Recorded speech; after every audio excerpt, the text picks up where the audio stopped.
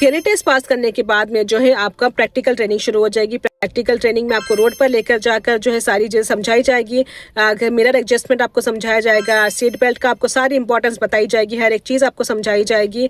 Road का लेन कैसे change करना है, राउंड अबाउट में एंट्री कैसी करनी है, एग्जिट कैसे करना है, ये सारी चीज़ें जो है आपको प्रैक्टिकल ट्रेनिंग में समझाई जाएगी। ट्रेनिंग का जो असेसमेंट टेस्ट होता है जो इंस्टीट्यूट का इंटरनल इंस्ट्रक्टर ही लेता है।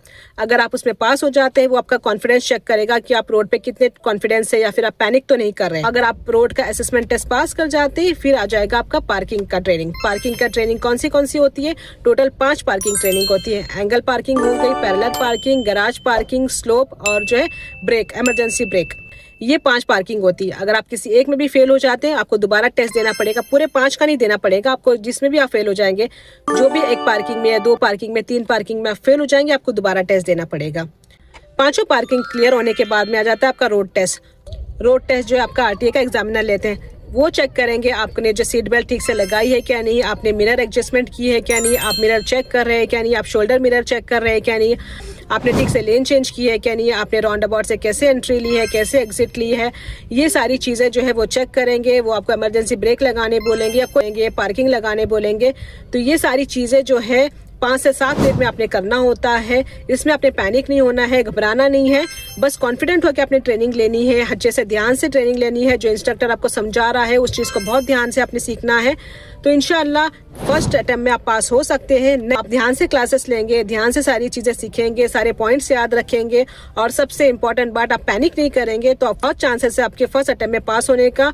अगर आप अपने पे कंट्रोल रखते हैं, अपने इमोशंस पे कंट्रोल रखते हैं, आप पैनिक नहीं होते हैं और आप कॉन्फिडेंट रहते हैं, ये चीज़ें बहुत मैटर करती है कोई भी चीज़, कोई भी एग्जाम में पास होने के लिए।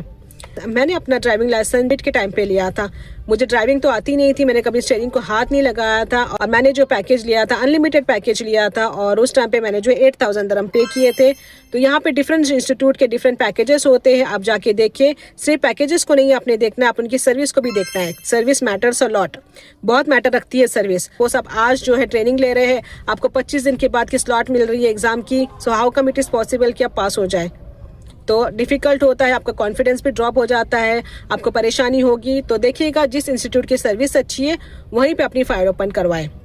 तो आई होप आप लोगों को काफ़ी अच्छा आइडिया हो गया होगा कि दुबई में ड्राइविंग लाइसेंस की क्या रिक्वायरमेंट होती है, क्या प्रोसेस होता है और कैसे अप्लाई करना चाहिए और किन चीज़ों का ख्याल रखना चाहिए। आई होप ये वीडियो आप लोगों के लिए यूज़फुल होगी। तो आप लोग मेरे इस अकाउंट को फॉलो कीजिएगा, इंशाल्लाह साथ मिलकर ग्रो करेंगे।